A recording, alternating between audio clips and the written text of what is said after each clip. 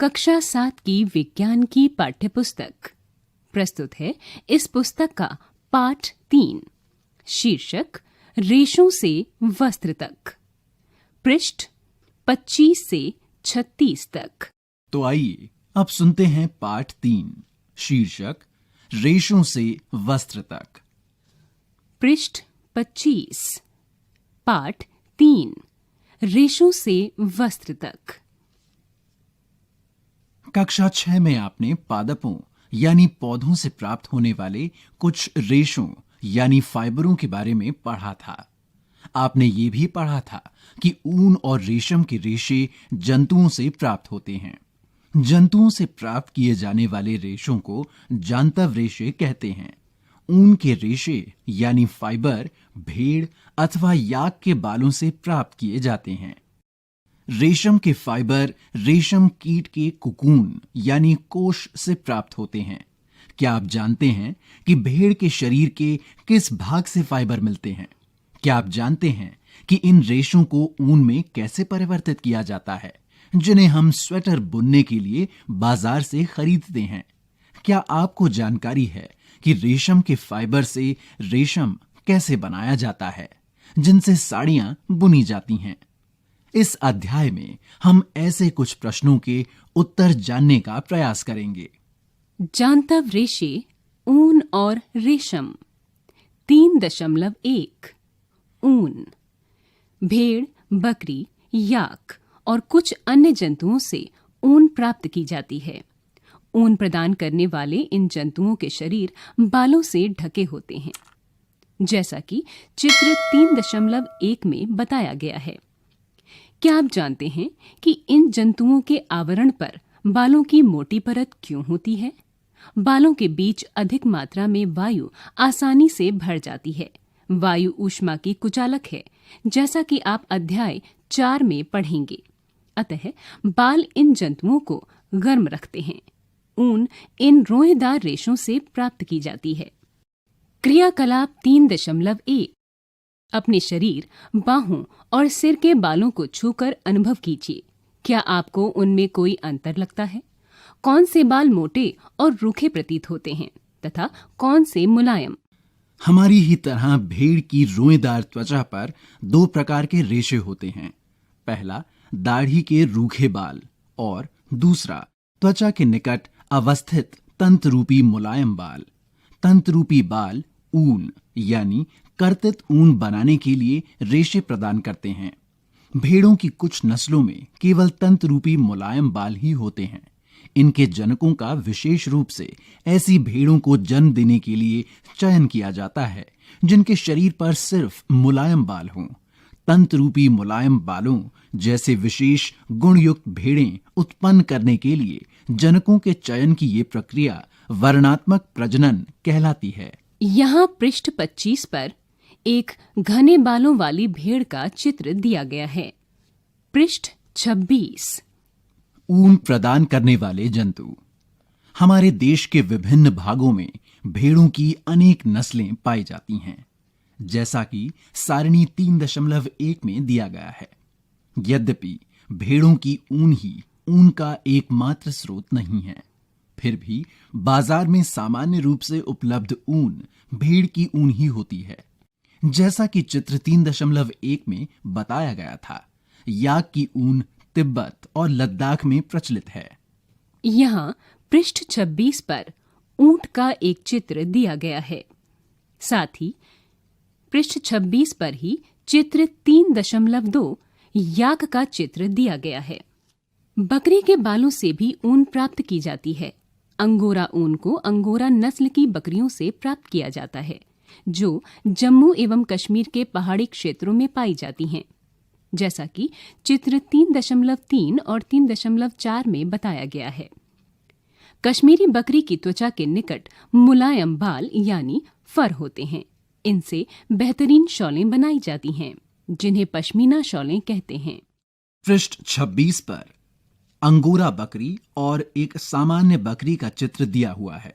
ऊंट के शरीर के बालों का उपयोग भी ऊन के रूप में किया जाता है, जैसा कि चित्र 3.5 में बताया गया है। दक्षिण अमेरिका में पाए जाने वाले लामा और अल्पैका से भी ऊन प्राप्त होती है, जैसा कि चित्र 3.6 और 3.7 में बताया गया है। यहाँ पृष्ठ 26 पर चित्र 3.6 में लामा और चित्र 3.7 में एल्पेका का चित्र दिया गया है। क्रियाकलाप 3.2 उन जंतुओं के चित्र एकत्रित कीजिए जिनके बालों का उपयोग ऊन के रूप में किया जाता है। उन्हें अपनी स्क्रैप पुस्तिका में चिपकाइए। यदि आप चित्र प्राप्त नहीं कर पाएं, तो इस पुस्तक में दिए गए चित्रों को पहचानकर उन्हें बनाने का प्रयास कीजिए। अपनी क्षेत्रीय और देश की अन्य भाषाओं में भेड़, बकरी, ऊंट और याक जिस नाम से जाने जाते हैं, उनका पता लगाने का प्रयास कीजिए। पृष्ठ 27। क्रियाकलाप 3.3 भारत और विश्व के मानचित्र लीजिए। मानचित्र पर उन स्थानों को चिन्हित कीजिए जहां वे जंतु पाए जाते हैं जिनसे ऊन प्राप्त होती है। ऊन प्रदान करने वाले प्रत्येक किस्म के जंतुओं के स्थान को दर्शाने के लिए विभिन्न रंगों का उपयोग कीजिए। रेशों से ऊन तक। ऊन प्राप्त करने के लिए भेड़ों को पाला जाता है। उनके बालों को काटकर और फिर उन्हें संसाधित करके ऊन बनाई जाती है। आइए हम इस प्रक्रम के बारे में जानकारी प्राप्त करें। भेड़ पालन और प्रजनन।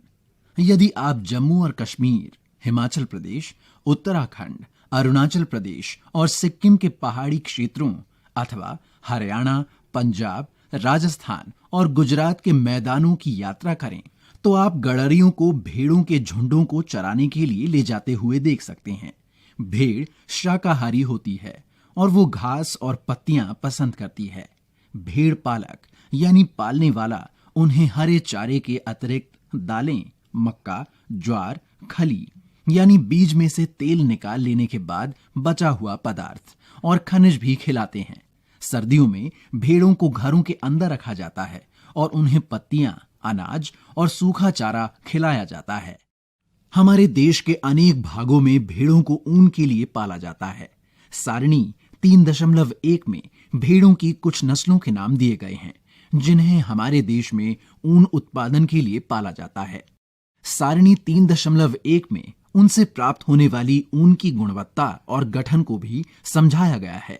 यहाँ पृष्ठ 27 पर भेड़ों की कुछ भारतीय नस्लों की सारणी दी गई है।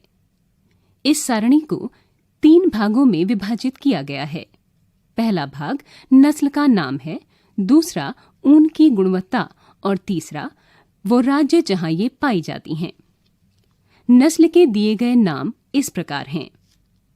लोही, इसकी ऊन अच्छी गुणवत्ता की ऊन कही जाती है। साथ ही ये राजस्थान और पंजाब में पाई जाती हैं। नस्ल के नामों में दूसरा नाम है रामपुर बुशायर। इसकी ऊन की गुणवत्ता भूरी ऊन है। ये उत्तर प्रदेश और हिमाचल प्रदेश में पाई जाती है। तीसरा नाम है नाली या नली। इसकी गुणवत्ता गलीचे की ऊन मानी जाती है। ये राजस्थान, हरियाणा और पंजाब में पाई जाती है। नस्ल के नामों में अगला नाम है बाघरवाल। इसकी ऊन की गुणवत्ता ऊनी शॉलों के लिए मानी जाती है और ये जम्मू और कश्मीर में पाई जाती है। अगला नाम है मारवाड़ी। ये मोटी या रुक्ष ऊन कही जाती है। ये गुजरात में पाई जाती है। नस्लों के नामों में आखिरी नाम है पाटनवाड़ी। इसकी गुणवत्ता हौजरी के लिए मानी जाती है और ये नस्ल भी गुजरात में ही पाई जाती है। भेड़ की कुछ नस्लों के शरीर पर बालों की घनी परत होती है, जिससे बड़ी मात्रा में अच्छी गुणवत्ता की ऊन प्राप्त होती है। जैसा कि पहले बताया गया है, इन भेड़ों को वर्णात्मक प्रजनन द्वारा उत्पन्न किया जाता है, जिनमें से एक जनक किसी अच्छी नस्ल की भेड़ होती है। जब पाली गई भेड़ के शरीर पर बालों की घनी वृद्धि हो जाती है, तो ऊन प्राप्ति के लिए उसके बालों को काट लिया जाता है। रेशों को ऊन में संसाधित करना। स्वेटर बुनने अथवा शॉल बनाने के लिए उपयोग की जाने वाली ऊन एक लंबी प्रक्रिया द्वारा प्राप्त उत्पाद होती है, जिसमें यहां लिखे हुए चरण सम्मिलित हैं। चरण 1, भेड़ के बालों को त्वचा की पतली परत के साथ शरीर से उतार लिया जाता है, जैसा कि चित्र 3.8 सहभाग ए में दिया गया है। ये प्रक्रिया ऊन की कटाई कहलाती है। भेड़ के बाल उतारने के लिए उसी प्रकार की मशीन का उपयोग किया जाता है जैसी नाई द्वारा बाल काटने के लिए प्रयुक्त की जाती है। सामान्यतः बालों को गर्मी के मौसम में काटा जाता है ताकि भेड़ बालों के सुरक्षात्मक आवरण के न रहने पर भी जीवित रह सके। पृष्ठ 28। बूझों को आश्चर्य होता है कि जब कोई उसके बालों को खींचता है तो दर्द होता है, परंतु जब वह बाल कटवाता है तब दर्द नहीं होता। ऐसा क्यों? इन्हीं ऊनी रेशों को संसाधित करके ऊन का धागा बनाया जाता है। ऊन उतारने के दौरान भेड़ को कोई विशेष कष्ट नहीं होता है, जैसे कि आपको बाल कटाने अथवा आपके पिताजी को दाढ़ी बनवाने में नहीं होता। क्या आप जानते हैं ऐसा क्यों होता है? त्वचा की सबसे ऊपर वाली परत अधिकांशतः मृत कोशिकाओं से बनी होती है। साथ ही भेड़ के बाल फिर से उगाते हैं, जैसे आपके उगाते हैं। चरण 2। त्वचा सहित उतारे गए बालों को टंकियों में डालकर अच्छी तरह से धोया जाता है, जिससे उनकी चिकनाई, धूल और गर्द निकल जाए। यहाँ पृष्ठ 28 पर चित्र 3.8 में भेड़ की ऊन के रेशों को संसाधित करने के विभिन्न चरण बताए गए हैं, जिन्हें 4 चरणों में विभाजित किया गया है: ए, बी, सी और डी। ए चरण है भेड़ की ऊन उतारना। बी चरण है टंकियों में अभिमार्जन करना। सी या तीसरा चरण है मशीनों द्वारा अभिमार्जन। और चौथा और आखिरी चरण है ऊन का धागा बनाया जाना। इस चित्र के नीचे इस प्रक्रिया के चरणों को लिखा गया है। यहां लिखा है, रेशों को ऊन में परिवर्तित करने के प्रक्रम को इस प्रकार से प्रदर्शित किया जा सकता है, जैसे ऊन की कटाई, फिर अभिमार्जन, फिर छंटाई, उसके बाद बर की छंटाई और इसके बाद रंगाई और अंत में रीलिंग। पृष्ठ 29। यह प्रक्रम अभिमार्जन कहलाता है। आजकल अभिमार्जन मशीनों द्वारा किया जाता है, जैसा कि चित्र 3.8 यानी बी और सी में बताया गया है। चरण 3। अभिमार्जन के बाद छंटाई की जाती है। रोमिल अथवा रोएदार बालों को कारखानों में भेज दिया जाता है, जहां विभिन्न गठन वाले बालों को छांटा या पृथक किया जाता है। चरण 4। अगले चरण में बालों को सुखाया जाता है, परंतु इससे पहले बालों में से छोटे छोटे कोमल व फूले हुए रेशों को छांट लिया जाता है, जो बर कहलाते हैं। ये वही बर होते हैं जो कभी कभी आपके स्वेटर पर एकत्रित हो जाते हैं। इसके पश्चात रेशों का पुनः अभिमार्जन करके उन्हें सुखा लिया जाता है। इस प्रकार प्राप्त उत्पाद ही धागों के रूप में काते जाने के लिए उपयुक्त ऊन होती है। चरण 5। रेशों की विभिन्न रंगों में रंगाई की जाती है, क्योंकि भेड़ अथवा बकरी की सामान्य ऊन काली, भूरी अथवा सफेद होती है। चरण 6। अंतिम चरण को रीलिंग कहते हैं। अब रेशों को सीधा करके सुलझाया जाता है और फिर लपेटकर उनसे धागा बनाया जाता है, जैसा कि चित्र 3.8 के डी भाग में दिया गया है। लंबे रेशों को काटकर स्वेटरों की ऊन के रूप में और अपेक्षाकृत छोटे रेशों को काटकर ऊनी वस्त्र बुनने में उपयोग किया जाता है। यहाँ एक अलग से लेख दिया गया है जिसका शीर्षक है व्यावसायिक संकट। ऊन उद्योग हमारे देश में अनेक व्यक्तियों के लिए जीविकोपार्जन का एक महत्वपूर्ण साधन है, लेकिन छटाई करने वालों का कार्य जोखिम भरा है, क्योंकि कभी-कभी वे एंथ्रैक्स नामक जीवाणु द्वारा संक्रमित हो जाते हैं, जो एक घातक रक्त रोग का कारक है, जिसे सोटर्स रोग कहते हैं। किसी भी उद्योग में कारीगरों द्वारा ऐसे जोखिमों को झेलना व्यावसायिक संकट कहलाता है। बूझो ये जानने को उत्सुक है कि सर्दियों में सूती कपड़े हमें उतना गर्म क्यों नहीं रख पाते हैं जितना ऊनी स्वेटर रखता है। क्रियाकलाप 3.4। अपने सहपाठियों के साथ इस विषय पर चर्चा कीजिए कि क्या मनुष्य के लिए भेड़ों का पालना और फिर ऊन प्राप्त करने के लिए उनके बालों को उतारना उचित है। 3.2 रेशम। रेशम यानी सिल्क के रेशे भी जांतव रेशे होते हैं। रेशम के कीट रेशम के फाइबरों को बनाते हैं। रेशम प्राप्त करने के लिए रेशम के कीटों को पालना रेशम कीट पालन यानी सेरीकल्चर कहलाता है। अपनी माताजी, चाची जी या दादी माँ से विभिन्न प्रकार के रेशम तथा रेशमी साड़ियों के बारे में जानकारी प्राप्त कीजिए। विभिन्न प्रकार के रेशम को सूचीबद्ध कीजिए। इससे पहले कि हम रेशम प्राप्त करने के प्रक्रम पर चर्चा करें, रेशम के कीट के जीवन चक्र के बारे में जानना आवश्यक है। यहाँ एक लेख दिया गया है। भारत में रेशम उत्पादन से संबंध विभिन्न प्रकार के उद्योगों में महिलाओं की भूमिका महत्वपूर्ण है। रेशम कीट के पालन, कोकूनों में से रेशम को निकालने और कच्चे रेशम से वस्त्र निर्माण आदि कार्य अधिकतया महिलाओं द्वारा ही किए जाते हैं। अपने उद्यम द्वारा वे राष्ट्र की अर्थव्यवस्था में योगदान देती हैं। रेशम उत्पादन में चीन विश्व में पहले स्थान पर है। भारत भी प्रमुख रेशम उत्पादक देशों में गिना जाता है। रेशम कीट का जीवन चक्र। मादा रेशम कीट अंडे देती है जिनसे लार्वा निकलते हैं, जो कैटरपिलर यानी इल्ली या रेशम कीट कहलाते हैं। ये आकार में वृद्धि करते हैं और जब कैटरपिलर अपने जीवन चक्र की अगली अवस्था में प्रवेश करने के लिए तैयार होता है तो यह प्यूपा यानी कोशित कहलाता है, जो अपने इर्द गिर्द एक जाल बुन लेता है। यह जाल उसे अपने स्थान में बने रहने में सहायता करता है। पृष्ठ 30। फिर यह अंग्रेजी संख्या 8 के रूप में अपने सिर को एक सिरे से दूसरे सिरे तक ले जाता है। सिर की इस गति के समय कैटरपिलर पतले तार के रूप में प्रोटीन से बना एक पदार्थ स्रावित करता है, जो कठोर होकर सूखकर रेशम का रेशा बन जाता है। जल्दी ही कैटरपिलर स्वयं को पूरी तरह से रेशम के रेशों से ढक लेता है और प्यूपा बन जाता है।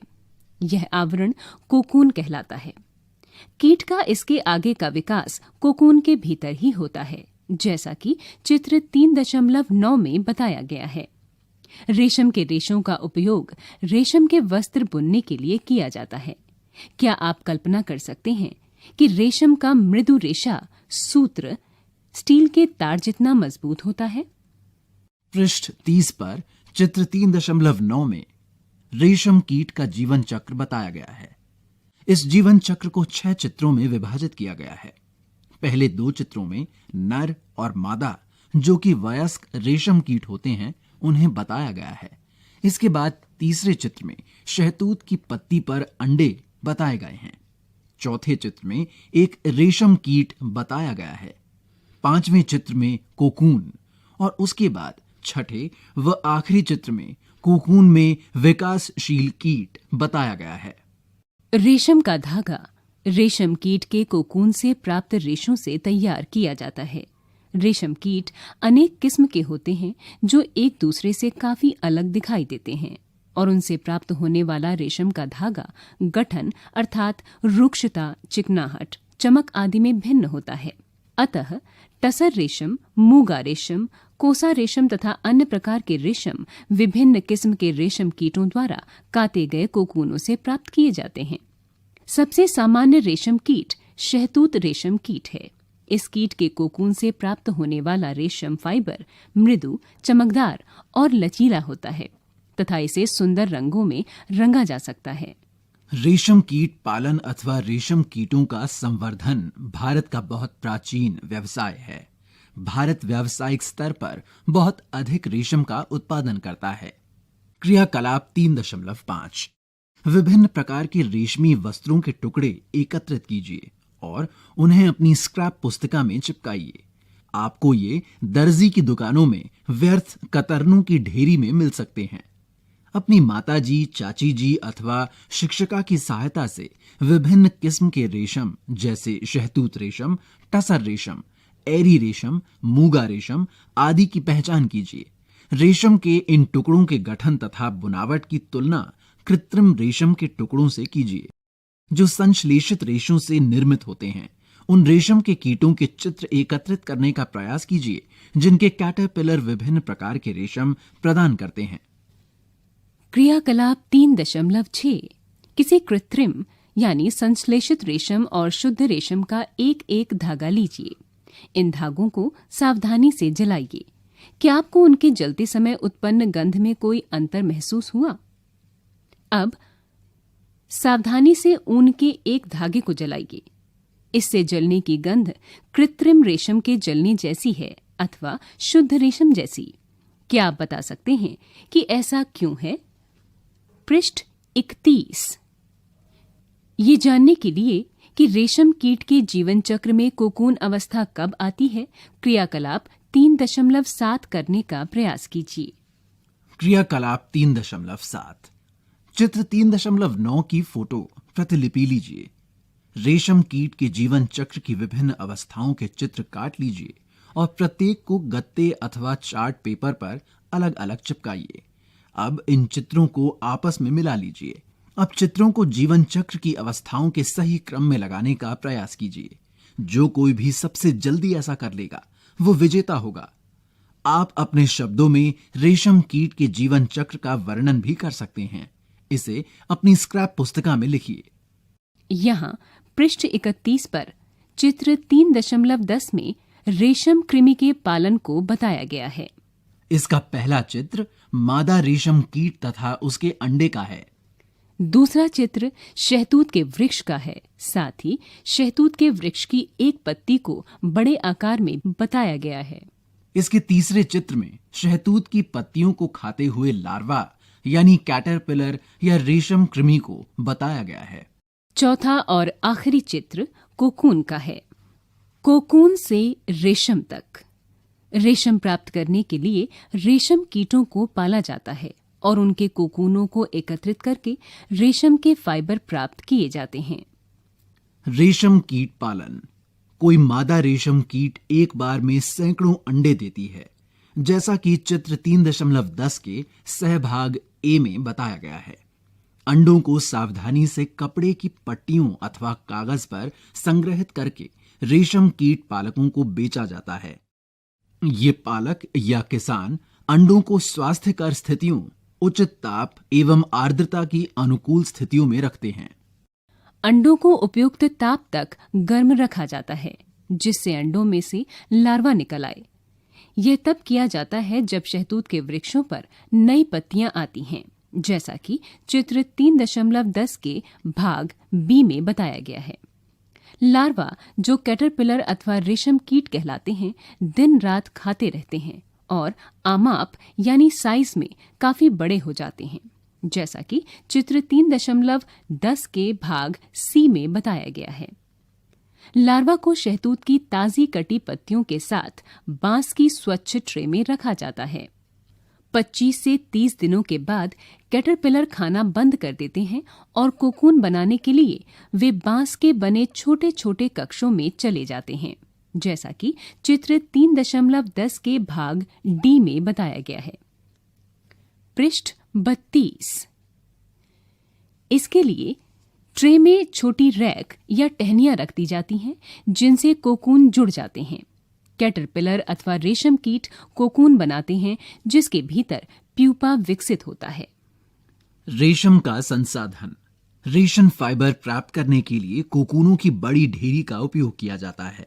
वयस्क कीट में विकसित होने से पहले ही कोकूनों को धूप में रखा जाता है अथवा पानी में उबाला जाता है या भाप में रखा जाता है। इस प्रक्रम में रेशम के फाइबर पृथक हो जाते हैं। रेशम के रूप में उपयोग के लिए कोकून में से रेशे निकलने के पश्चात उनसे धागे बनाने की प्रक्रिया रेशम की रीलिंग कहलाती है। रीलिंग विशेष मशीनों में की जाती है जो कोकून में से फाइबर या रेशों को निकालती है। फिर रेशम के फाइबरों की कताई की जाती है जिससे रेशम के धागे प्राप्त हो जाते हैं। बुनकरों द्वारा रेशम के इन्हीं धागों से वस्त्र बुने जाते हैं। यहाँ पृष्ठ 32 पर एक लेख दिया गया है जिसका शीर्षक है रेशम की खोज। यहाँ लिखा है, रेशम की खोज का यथार्थ समय संभवतः अज्ञात है, एक प्राचीन चीनी किंवदंती के अनुसार सम्राट हुआंग टी ने साम्राज्ञी सी लुंग ची से अपने बगीचे में उगने वाले शहतूत के वृक्षों की पत्तियों के क्षतिग्रस्त होने का कारण पता लगाने के लिए कहा था। साम्राज्ञी ने पाया कि सफेद कृमि शहतूत की पत्तियों को खा रहे थे। उन्होंने यह भी देखा कि कृमि अपने इर्द गिर्द चमकदार कोकून बुन लेते थे। संयोग से एक कोकून उनके चाय के प्याले में गिर गया और कोकून में से नाजुक धागों का गुच्छा पृथक हो गया। रेशम उद्योग चीन में आरंभ हुआ और सैकड़ों वर्षों तक इसे कड़ी पहरेदारी में गुप्त रखा गया। बाद में यात्रियों और व्यापारियों ने रेशम को अन्य देशों में प्रचलित किया। जिस मार्ग से उन्होंने यात्रा की थी उसे आज भी सिल्क रूट कहते हैं। पहेली जानना चाहती है कि क्या कपास के धागे और रेशम के धागे की कताई और बुनाई एक ही प्रकार से की जाती है? प्रमुख शब्द: कोकून, कर्तित ऊन, रीलिंग, अभिमार्जन, रेशम कीट पालन, ऊन कटाई, रेशम कीट, कैटरपिलर। संसाधन।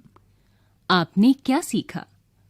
रेशम कीटों से रेशम तथा भेड़, बकरी एवं याक से ऊन प्राप्त की जाती है। अतः रेशम और ऊन जांतव रेशे हैं। ऊंट, लामा और अल्पैका के बालों को भी ऊन प्राप्त करने के लिए संसाधित किया जाता है। पृष्ठ 33। भारत में अधिकतर भेड़ों को ऊन प्राप्त करने के लिए पाला जाता है। भेड़ के शरीर से बालों को उतारकर पहले अभिमार्जन व छटाई की जाती है और फिर सुखाने के बाद उन्हें काटकर उनसे ऊन प्राप्त की जाती है। अपने जीवन चक्र में रेशम कीट रेशम के रेशों की कताई करके कोकून बनाते हैं। रेशम फाइबर प्रोटीन से बने होते हैं। कोकूनों से रेशम के रेशों को पृथक करके उनका संसाधन किया जाता है और फिर रेशम का धागा बनाया जाता है। इस प्रक्रम को रीलिंग कहते हैं। बुनकर रेशम के धागों से रेशम के वस्त्र बुनते हैं। अभ्यास 1। संभवतः आपने नर्सरी कक्षा में यहां दी गई पंक्तियां पढ़ी होंगी। क. Baa baa black sheep, have you any wool? ख. Mary had a little lamb whose fleece was white as snow. यहां लिखी गई पंक्तियों के आधार पर यह बताइए कि पहला, ब्लैक शीप यानी काली भेड़ के किन भागों में ऊन होती है? दूसरा, मेमने यानी लैम के सफेद रोमों का क्या तात्पर्य है? दूसरा प्रश्न, रेशम कीट अ. कैटरपिलर, ब. लार्वा है। सही विकल्प चुनिए। क. केवल अ, ख. केवल ब, ग. अ और ब, घ. न ही अ और न ही ब। 3. यहां दिए गए विकल्पों में से किससे ऊन प्राप्त नहीं होती? क. याक, ख. ऊंट, ग. बकरी या घ. घने बालों वाला कुत्ता। पृष्ठ 34। 4. यहां दिए गए शब्दों का क्या अर्थ है? पहला, पालन। दूसरा, ऊन कटाई। तीसरा, रेशम कीट पालन। 5. ऊन के संसाधन के विभिन्न चरणों के क्रम में कुछ चरण यहां दिए गए हैं। शेष चरणों को उनके सही क्रम में लिखिए। जैसे ऊन कटाई, फिर रिक्त स्थान, फिर छटाई, फिर रिक्त स्थान, फिर रिक्त स्थान। 6. रेशम कीट के जीवन चक्र की उन 2 अवस्थाओं के चित्र बनाइए जो प्रत्यक्ष रूप से रेशम के उत्पादन से संबंधित हैं। 7. यहां दिए गए कौन से 2 शब्द रेशम उत्पादन से संबंधित हैं? रेशम कीट पालन, पुष्प कृषि, शहतूत कृषि, मधुमक्खी पालन, वन वर्धन। संकेत: पहला, रेशम उत्पादन में शहतूत की पत्तियों की खेती और रेशम कीटों को पालना सम्मिलित है। दूसरा, शहतूत का वैज्ञानिक नाम मोरस एल्बा है। 8. कॉलम ए में दिए गए शब्दों को कॉलम बी में दिए गए वाक्यों से मिलाइए। कॉलम ए, क. अभिमार्जन, ख. शहतूत की पत्तियां, ग याक, घ कोकून। Column B 1. रेशम फाइबर उत्पन्न करता है। 2. ऊन देने वाला जंतु। 3. रेशम कीट का भोजन। 4. रीलिंग और 5. काटी गई ऊन की सफाई। 9. इस पाठ पर आधारित एक वर्ग पहेली दी गई है।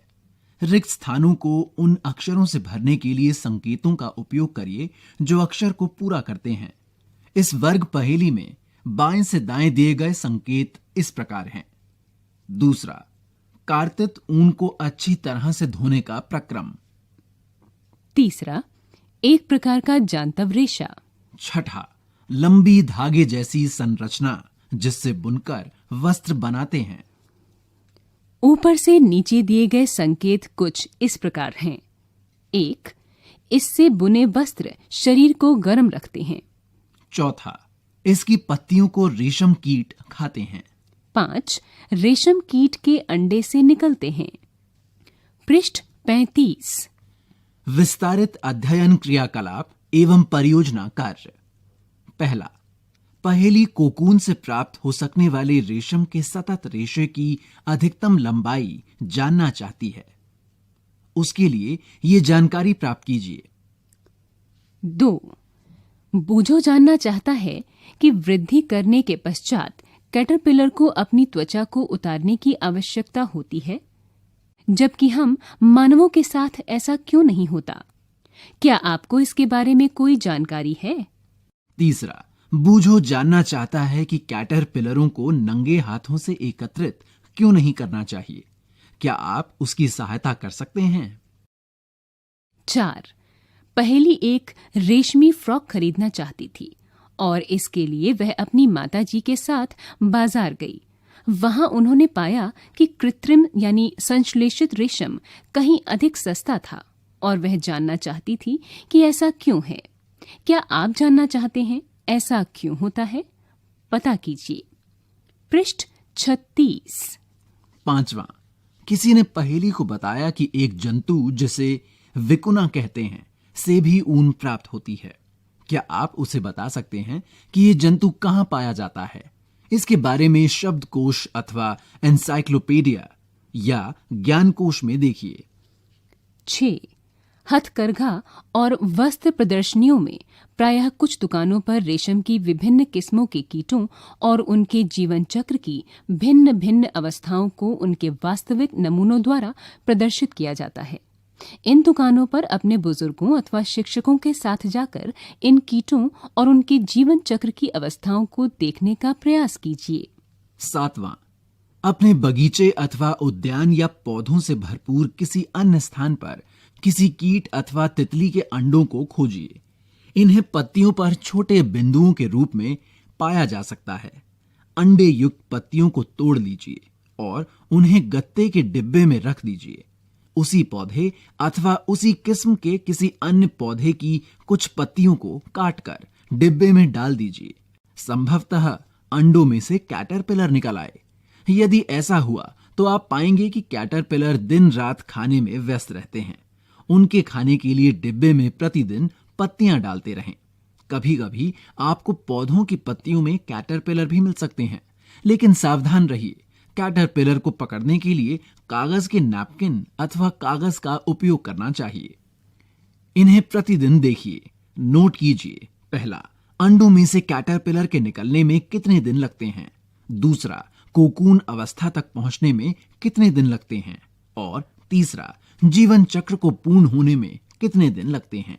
अपने प्रेक्षणों को अपनी नोटबुक में लिखिए। क्या आप जानते हैं, भेड़ों की संख्या की दृष्टि से चीन और ऑस्ट्रेलिया के बाद भारत का विश्व में तीसरा स्थान है। यद्यपि न्यूजीलैंड की भेड़ों से सबसे अच्छी ऊन प्राप्त होती है। इसी के साथ 18 पाठों की इस पुस्तक का तीसरा पाठ रेशों से वस्त्र तक यहाँ समाप्त हुआ।